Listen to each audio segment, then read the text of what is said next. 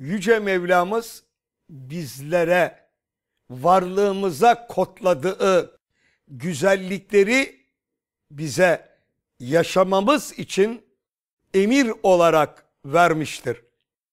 Varlığımıza yüklenen ve olumsuzluklarını kavrayabileceğimiz hususlar da yasak kapsamına alınmış, bize haram kılınmıştır. Bunun içindir ki, yani İslam'la insan arasında örtüşme olduğu içindir ki cennete götürücü arz ettiğimiz bu ameller dünyanın her bir bucağında ve her bir toplumunda saygı değer olarak kabul olunabilecek amellerdir.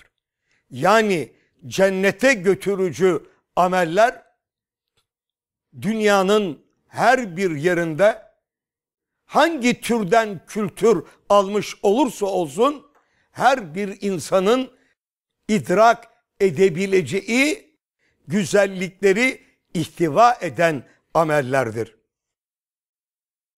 Bu amelleri dinlediğimizde ümitsizliğe kapılabiliriz. Hepsini mi taşıyacağız, uygulayacağız bu amellerin? Elbette ki hayır kardeşlerim. Çünkü bütün bu amelleri arzu etsek bile yapabilmemiz mümkün değildir. Kaldı ki Rabbimiz bizi yapabileceklerimizden sorumlu tutmaktadır. Bazılarımız için cihat gerekli olmayabilir. Bazılarımız için ana babası olmadığı için ana babaya ikram görevi düşebilir. Bazılarımızın çocukları olmadığı için çocuk yetiştirme görevi düşebilir vesaire.